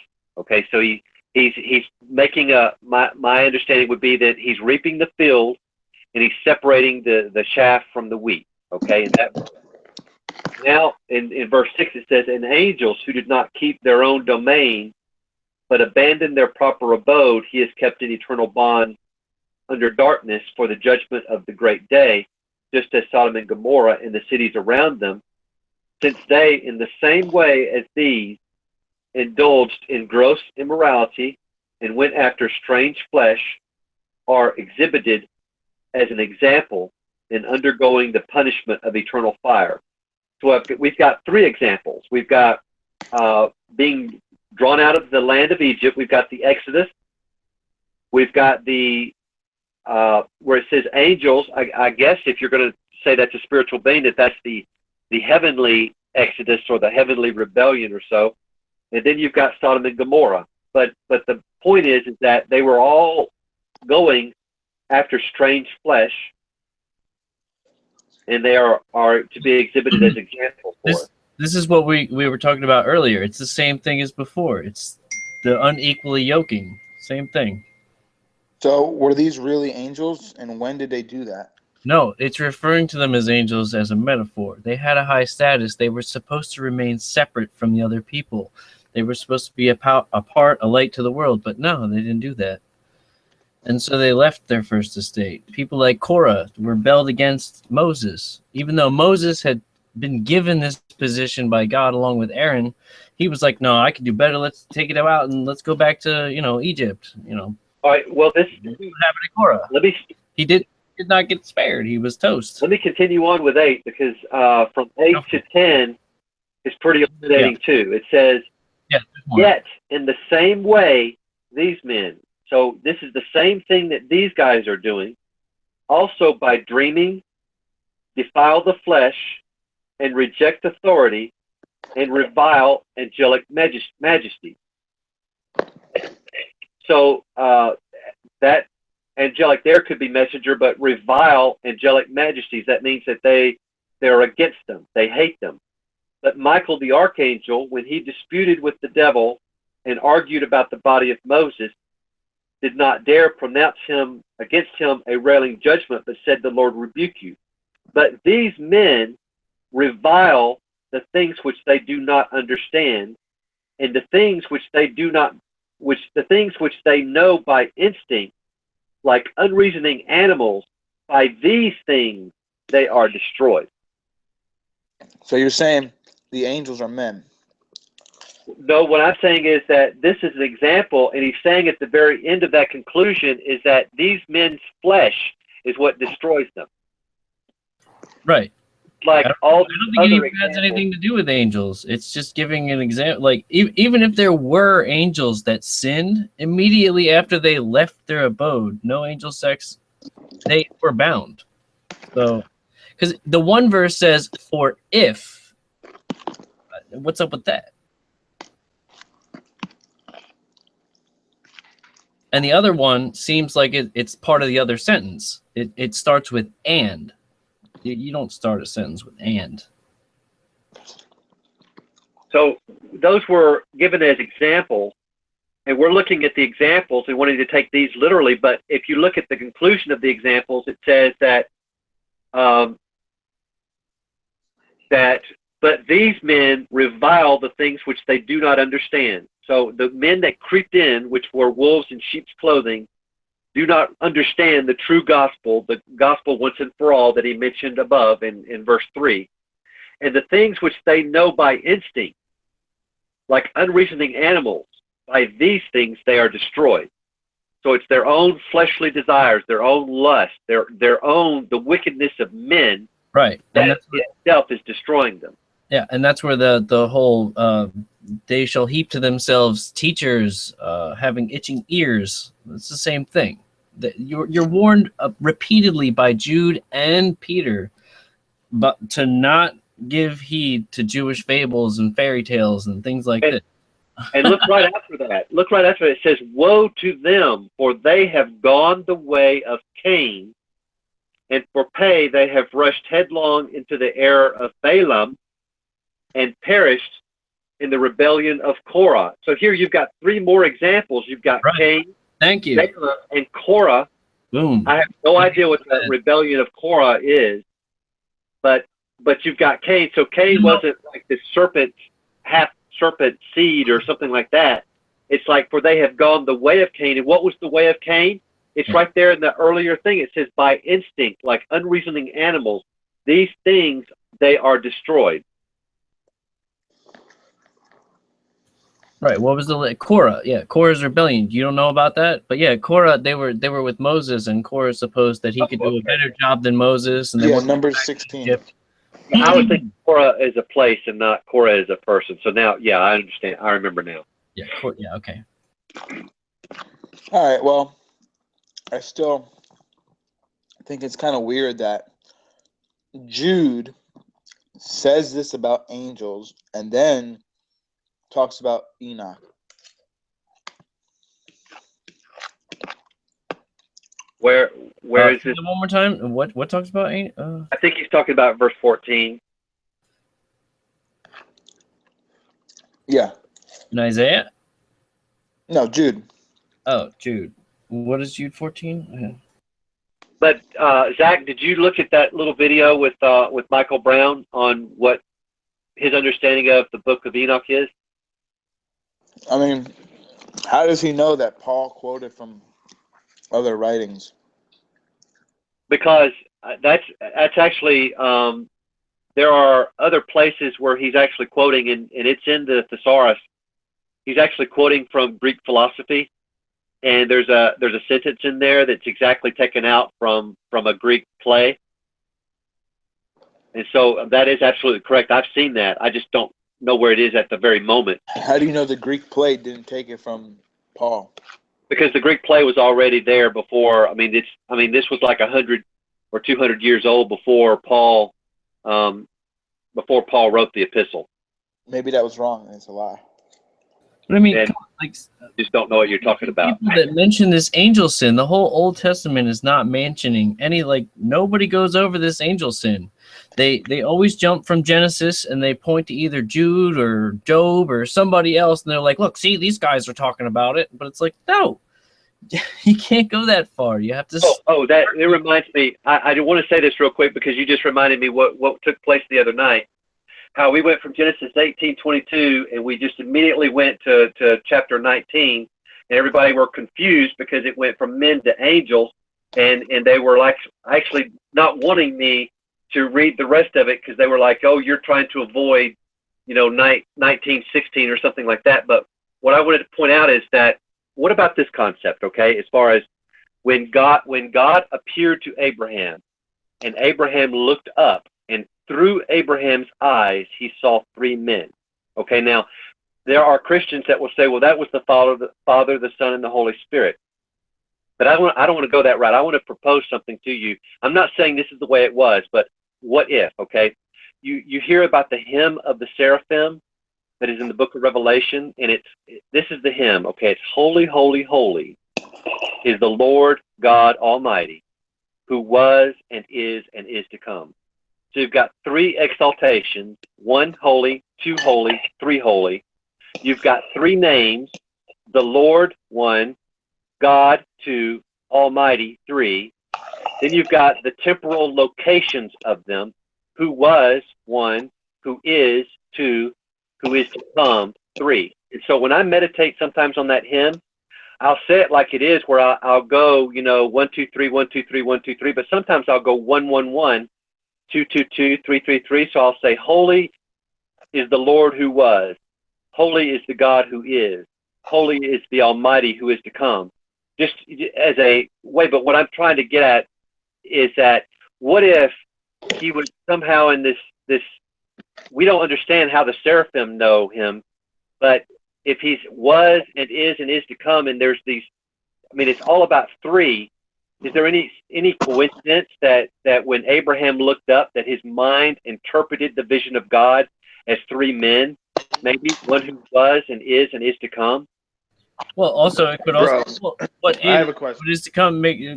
Think about the whole thing with Elijah and Moses and the Transfiguration. That's three men again, like you were saying. So it does say that he was, from the beginning of the world, the things that were invisible of him were made known. But wait a second. Did you just get that from the book of Revelation? Yeah. That's a symbolic book, man. Okay, so yeah, but the thing is the actual hymn that they say has a 3 in the beginning of it, 3 exaltations, 3 names, and 3 periods of time. Now, regardless of whether you want to just say, well, that's just a symbol or something, the fact is you've got 3, 3, and 3. There's a triad there, a triad of triads. Yeah. So that should be somewhat significant in some way. Yeah, there's a trinity. That's why. I mean, I'm in agreement. I definitely believe when Abraham looked up, he saw 3 men, and that was God. That was. He looks up and he sees 3 men, but like, maybe he saw Moses and Elijah and Jesus standing there. The other 2 men hadn't. I don't know. Or those men. Or they could have been angels, and they could have been the angels that were about to go ready and destroy Sodom and Gomorrah and all. But this, I have tons of reasons why. Now, Israel made a good point that when Abraham addressed God, he addressed him as Lord, but when Lot saw the 2 angels, he called them lords, plural. Right. And so, what about it? Wondering that because he has Lord singular. Let's see.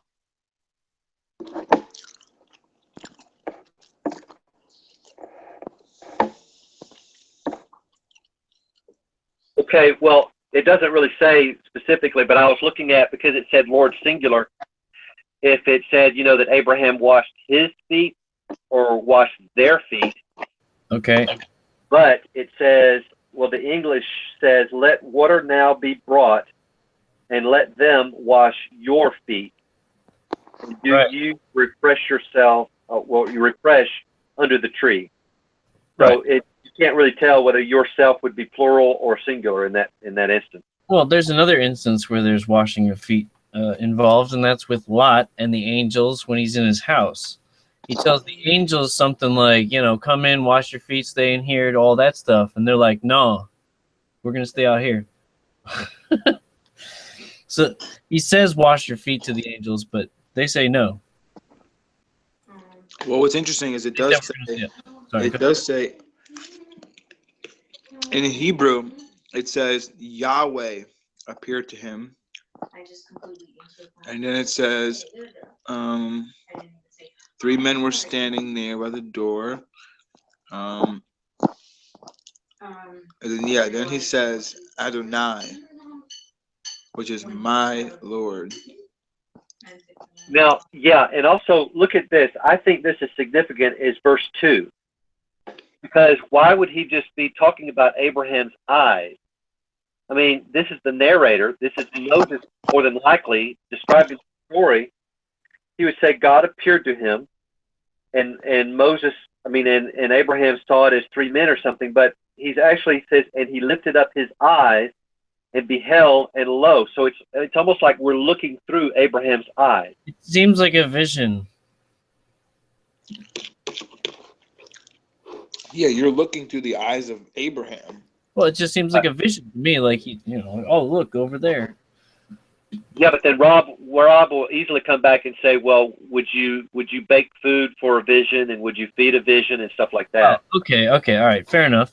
But you know what? That still doesn't prove that angels have man parts. They can eat, sure, but they can touch. Right, so this was the argument for Lori trying to bring this scripture up. She was like, see here that these men somehow be angels or so, but this is specifically referring to God, and so God can appear as a man. Sure. But as far as in chapter 19, it's talking about 2 angels. And so I didn't. You have the whole thing with Jesus too. After he was, I think it was after he was resurrected, he asked them for food. They gave him food. So people can eat, and these, like, why can't an angel eat food? Why not? Just because you think of it as a spirit doesn't mean it doesn't eat food. Doesn't mean it has to eat food to live. It just eats food. In Exodus 24, Moses, Aaron, Nadab, and Nadab, Abihu, 70 of the elders of Israel. They saw the God of Israel and they ate with him. Yeah. Right. Right, but see, like when it says they ate with them, does that mean that the angels actually ate? Or does it mean like they were eating and the angels Eating with God. They're eating with God. Well, sure. God doesn't have to be eating, though. Well, it says they saw him and they ate with him. Yeah, they ate with him. He was there and they were eating. He could have been eating too. I mean, why not? Why can't God enjoy some food too? You know, why not? I mean, he made it. But see, where it also says, because I brought this up before, I would ask people if it says that no one has seen God at any time, right? That what is Scripture about? So, you know, they didn't. Yeah, that's what I'm saying. He was there and he was eating with them. Like he was there, they were eating, and he was with them. It doesn't mean that he was physically eating also, but he could. Well, it definitely sounds like it does. You can make anything sound like what you want. I mean, I can't make it sound like in that verse, Goku came out and started dueling with Frieza. And then I can't make it say that. And then they started eating with each other, you know. And how do you know? So you're going to tell me that they didn't go to McDonald's and all get Big Macs? It's too funny. I mean, I'm eating right now, and I'm with God. I'm eating with God. Right, but is God eating with you? Is he in me? No, is he eating with you? Is God in me? If God is in me, that means whatever you eat, you're forcing him to eat? Oh, dear. This is getting silly. All right, well, all I know is that I don't know. Well, that's what we all know, for sure. That's a very good place. No, that we don't all know that we don't know. Oh, right. Know everything. This is one of those cases where all is that. This is one of those cases where all doesn't mean all. I didn't mean all people. Whew. Yo, Chris. Oh.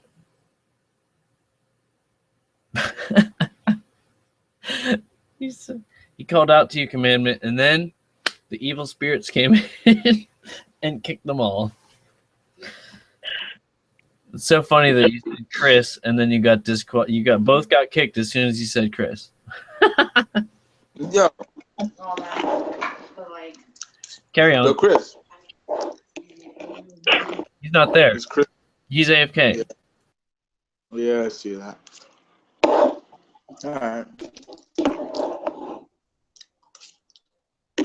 But yeah, I had a whole bunch of stuff written down that I wanted to talk to him about. But yeah, Stacy, what do you think about the verses that mention wandering stars? What do you make that out to be? Where's that at? Hold on, I can tell you in 2 seconds. There's only one verse as far as I know, maybe 2, but it's also in Jude, and I think you might have even read it. Jude 1:13. But I'm curious to see what your Greek John piece says. Okay, well, the Greek version of the Jude. Let me read the NASB first, so I know what I'm going up against. No problem. But I will say, Albert, that when you read your New Testament, you are reading the Greek. Fair enough. Cool. Okay, let me start back at 12. These are the men who are hidden reefs in your love feast when they feast with you without fear, caring for themselves. Okay, so this is the wolves in sheep's clothing that we had talked about earlier. Right. Clouds without water. carried along. So this is actually figurative speech here. Clouds without water, Of course. carried along by wind. Autumn trees without fruit, doubly dead, uprooted. Wild waves of the sea, casting up their own shame like foam. Wandering stars, for whom the black darkness has been reserved forever. When I see wandering stars, that means that stars that are outside of the Mazzaroth, outside Okay, of God's plan. Hold on. Look at this. What are the stars referring to, though? Because right after that it said, for whom the blackest darkness has been reserved forever. Sounds like eternal chains under darkness. Yeah, but it's these men who are hidden reefs.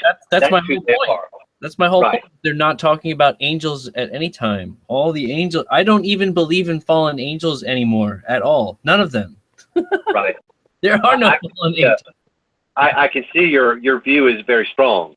I mean, not saying you have a strong view. I'm saying that the view that you hold has a lot of weight behind it. Nice. So yes, I mean, it's very clear that these men are those stars. Now, what was your other verse? Where did Zach go? I don't know where Zach went. Zach, get back here. You didn't say goodbye if you were leaving. I think maybe he didn't come back after the drop-off. I don't know. Was there another one? Yeah, there was another one. The only one I said was, what did I say? I said just Jude 113. They're wandering stars. It's the same script. It says, foaming up there, they are wandering stars for whom the blackest darkness is. Oh, right. And then I said, everlasting chains of darkness, which is in Jude as well, and other place.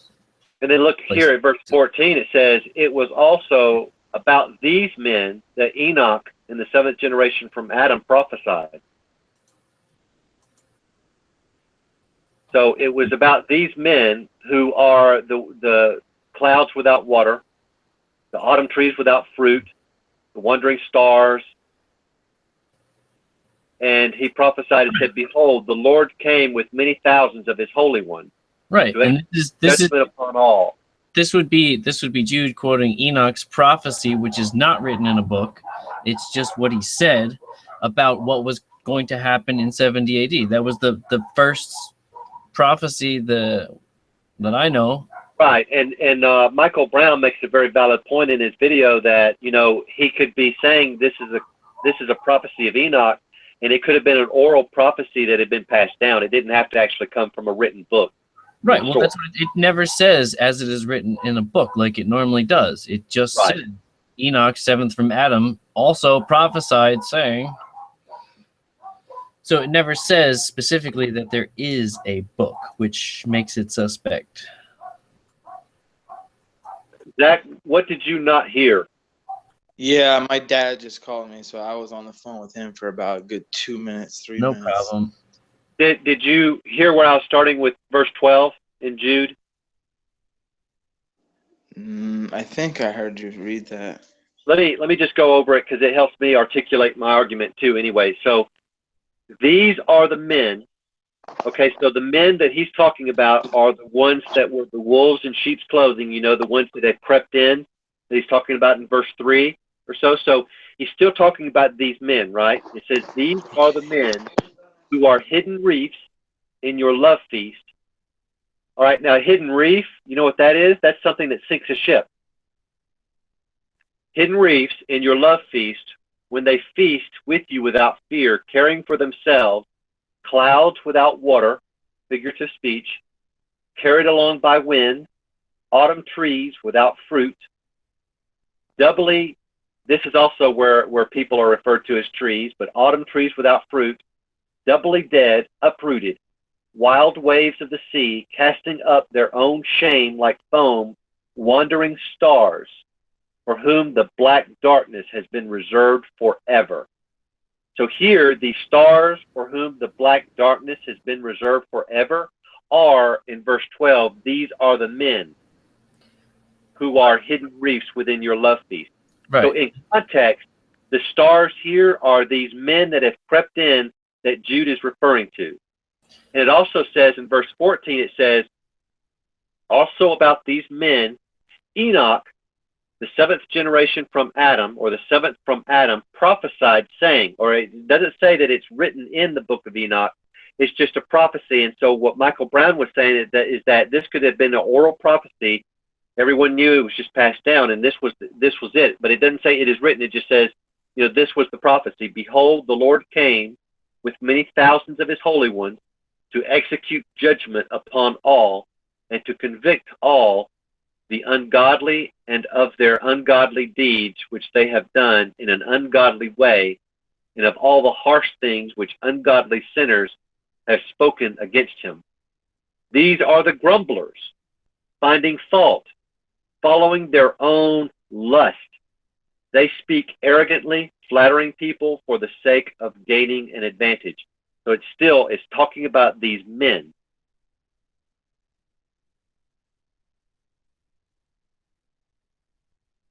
Crickets.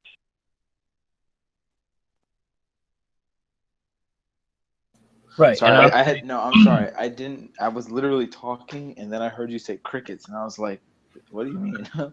But I had it on mute. Okay, but I was saying is, so you're saying that these men, I understand that, but doesn't that kind of like go against what we were saying the other day about how in this chapter right here, it's kind of referring to, like, it says angels.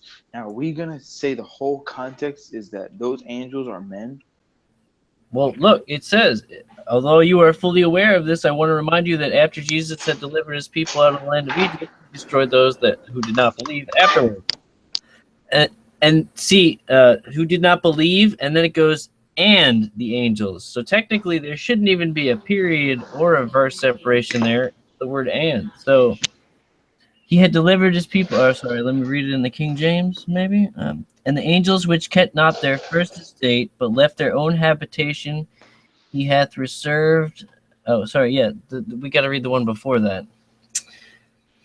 I will therefore put you in remembrance, though ye once knew this, how that the Lord, having saved the people out of the land of Egypt, afterward destroyed those who did not believe, and the angels having not kept their...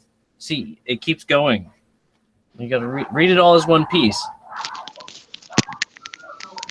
I don't know, maybe that'll help. I don't think it's talking about actual angels here in Jude. So then why does it use the word angel or It's a angelos? metaphor. It's a metaphor to show you that they had a high position. They were above all the rest. They were supposed to be a nation separate from everyone else. So the angels here are actually talking about people. Well, I mean, like I was saying earlier, think about it. Where else in the Bible, in the Old Testament, can you show me 100% definitive proof without using Jude or Peter, because they're New Testament, show me that these are angels being spoken of here? Because you can't do it without using Jude or Peter. You have to use those two to prove that the angels sinned. Whoa, wait a minute. Okay, so look here also that the angels in verse 6 who did not keep their own domain but abandoned their proper abode, he has kept eternal bonds. So what if these are the believers that started to marry with the line of Cain? Then that would started to unequally yoke themselves, and so they left their domain, they left their proper abode, and started going with the line of Cain and being engrossed in flesh and sin. And then right after that, you also see the sin of Sodom and Gomorrah. I mean, I would just have to be like, well, it kind of throws out everything you were teaching the other night, because the other night it sounds like angels are angels. Any of that angels are angels, and son of men are men. No, see, because now you're taking two different things. That we were trying to say that sons of God, the term, never refers to angels. And now you're trying to say that we're trying to say angels and men as words can't be interchangeable, which is totally fine. We were saying that sons of God specifically never refers to angels, which disqualifies angels from coming down and having sex and all this other shit. Because, I mean, all that, where does it really come from? If we want to take literally what I think Rob was wanting to do, and he was getting confused with what I was trying to say. In the book of Revelation, when it's talking about to the 7 churches, and so you've got Christ telling John, write a letter to the angel of the church of Smyrna.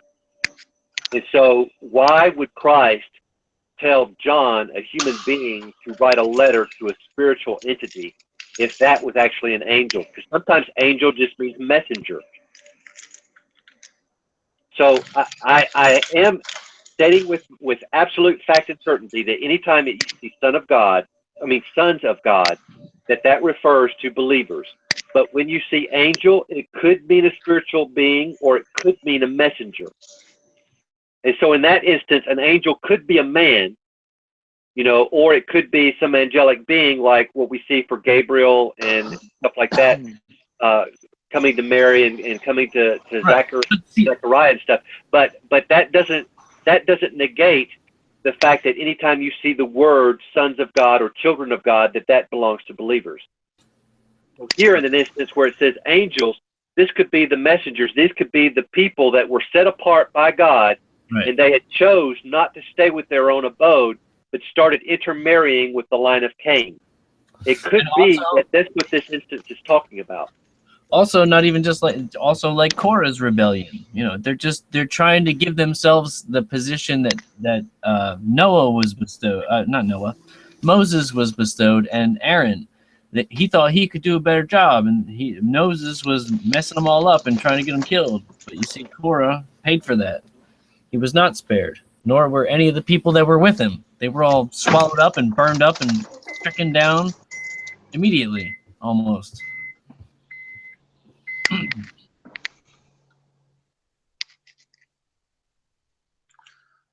All right, well, maybe we're wrong. I have no idea. I got to do more research on it, to be honest. Well, yeah, I'd like you to look into it more. That's what I was wanting, is some more input. I was just wanting to throw some ideas out, and apparently Albert was thinking the same thing about, stuff that we've always sort of held to believe, but that now I'm wondering, why do I believe that for? I mean, where is it scripturally? Can I base all my beliefs based on scripture, Right. That's why I'm asking you, Zachary, if you have anything. Do you have any instances in the Old Testament of an angel sinning, lying, dying, any of these things? Can angels die?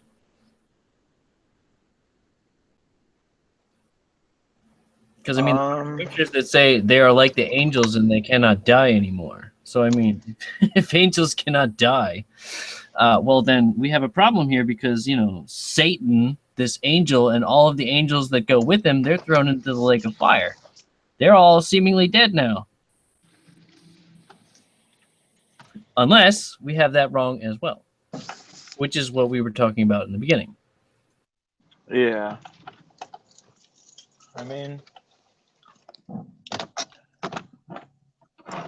He drew a third of the angels with him. But the thing about this whole word, angelos or whatever, it could be angel or messenger. So, let's suppose we put messenger in place of angel some of these times. See what happens.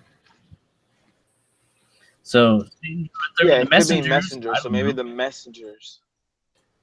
Well, he did. I will say the moon. I'm outside right now. 70 AD. The beast, the whole beast with the horns and all that was Rome and all that. So it drew a third of the people that were once with God against him. Is it a full moon? No, it's like a crescent moon. It looks like I guess how they would say like a new moon was probably like last night. Friday night when I went outside, I looked directly above my head. Like exactly a straight line above me, and I saw my beloved star system. Yeah, I see it all the time. And had it fallen from the sky, it would have landed in my driveway. And so, I sit there and so I saw. Well, according to the world or whatever is true, it would have actually destroyed the whole world. Because Well, remember, that's the thing. stars are giant. If you can't loose the binds of Orion, like why are they gonna fall to the earth later in like an But apocalypse? see, the fact of me just seeing it right there at that instance where I don't usually go outside after dark, and I did, it's like God telling me, go back to Job 38. I want to show you something more. And then here I am with Hesperus. Yeah. I mean, it sounds cool and everything we've been talking about, but it's like, I don't know, it's just like going against the grain, you know? Right. Which if you do that, you're called a heretic. Of course. You know? But And, I'm wondering, you know, who really is the heretic? You know, like what we were talking about, the Apostolic Bible, how it'll look at several different conflicting scriptures, and then it'll just count the number and say, well, the number is correct if it's more here and less there, versus looking at whether or not it goes against the continuity of the whole Bible. And so maybe the large majority are the heretics. Yeah. I had one verse that you might be able to add to your arsenal, Stacy, of all the verses and all the things we've talked about trying to squash the serpent seed. Yeah. It's Acts 17:26. What does your lovely Septuagint say? Or, no, it's not even in there, is it? So what is it? Whatever your Greek says or whatever Bible. But anyway, what does it say? Acts 17:26. Yeah. Okay, I did want to add to you. I didn't know if I told you this one or not. 1 Corinthians 6:3. Okay. I shared that with Zach last night. It says, "Do you not know that you would judge the angels?" Right. So it's the part where it's talking about the distinction between the sons of God or men versus angels, and it's saying we would judge them. Right. But let me go to the Greek 17:26. See what it says.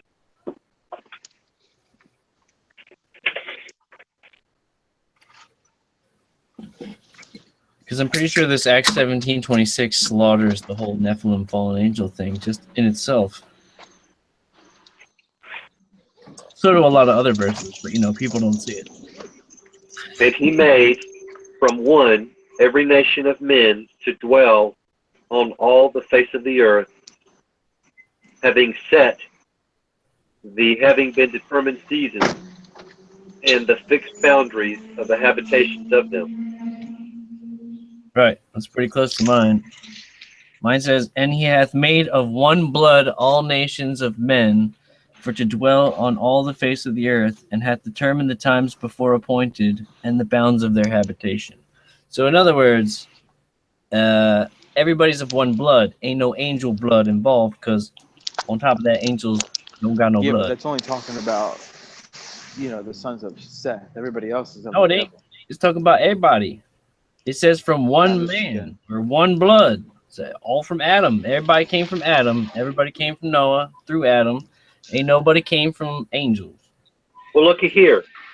In 26, from one ancestor he made all nations to inhabit the whole earth, and he allotted them the times of their existence and the boundaries of the places where they would live. Yeah. So if you step outside of that boundary, you have left your abode.